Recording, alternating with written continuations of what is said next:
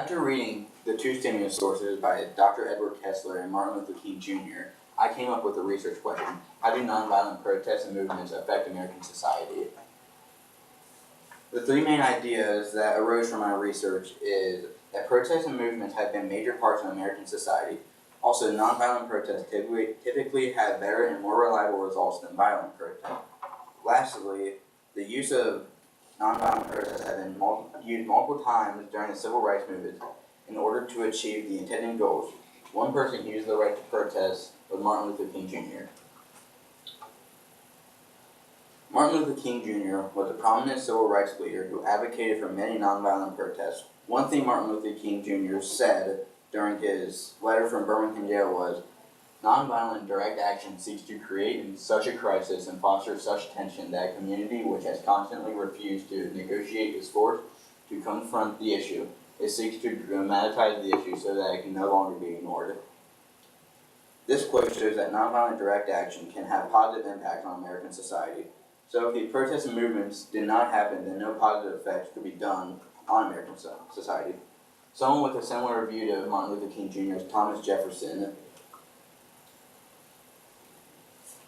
Thomas Jefferson was the third president of the United States of America and a founding father. And despite not having the same views on equality as Martin Luther King Jr. did, seeing that he was a slave owner, he did have similar views as how people should be allowed to protest. As Thomas Jefferson said in his letter to James Madison, he said that, "I hold it that little rebellion now and then is a good thing and as necessary in the political world as storms in the physical." Thomas Jefferson said this during a violent rebellion. So, if an influential person like Thomas Jefferson said this, then it can be seen that protests and movements have had an important impact on American history and will continue to do so if permitted. Another entity that supports the right to protest in public is the Constitution. The Constitution gives people the First Amendment right, which means that they are allowed to protest peacefully in public. And this means that not only do protests have positive impacts on the United States of America, it is also a citizen's right to do so if they want to change in society. And these changes could be very impactful, as shown by Martin Luther King Jr. So some people do have different perspectives on how the freedom of speech should be handled. So as shown by this graph that was taken by the public broadcasting service, after personal meaning represented by the flag and the national anthem, they interviewed conservatives, moderates, and liberals. So 97% of conservatives believe that the flag represents shared American heritage, compared to 86% of moderates and 82% of liberals. 96% of conservatives believe the military should fought for the country.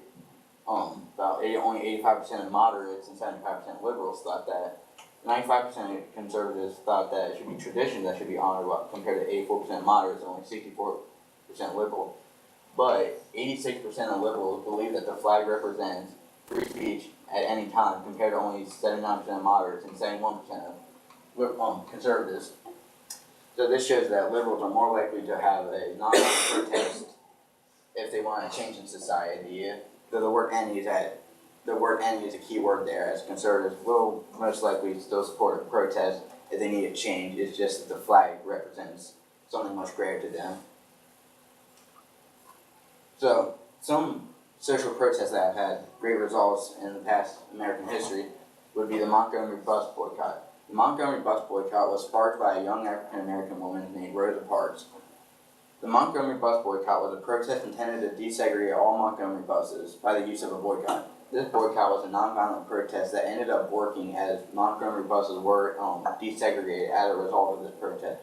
So this shows that a nonviolent protest did have a positive impact on American society. Showing how nonviolent protests like this had important impact on America, there were also similar protests to this, such as the Freedom Riders.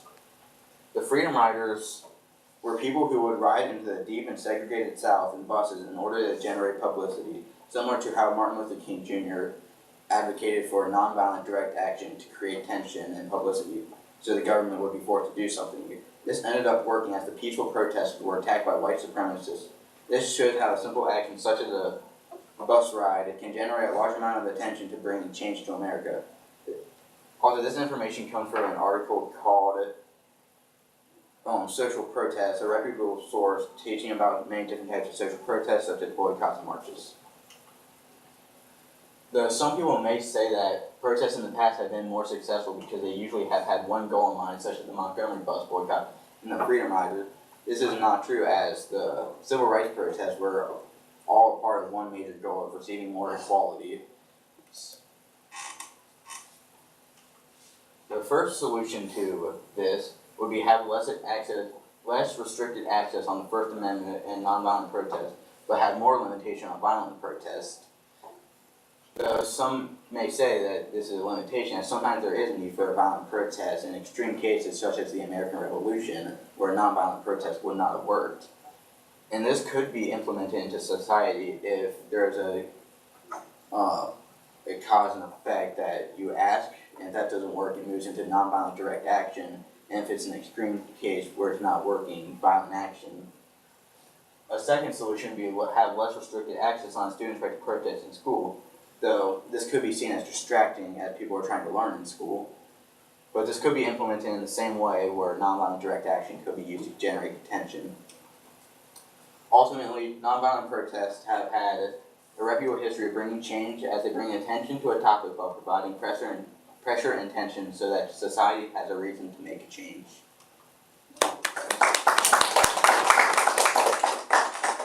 Okay, Daniel, a couple questions for you. The first one is, what information did you need that you were not able to find or locate, and how did you go about trying to find that information?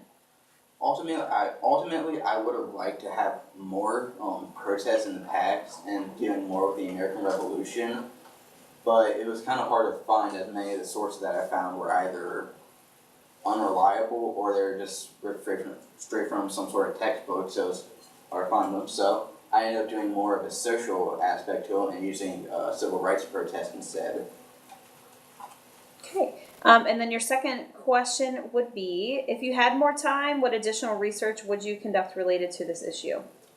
If I had more time, I would have tried to implement the source by Dr. Edward Kessler better into this, because I couldn't find a way to fluidly implement it into the presentation. So if I had more time, I would have liked to implement that source.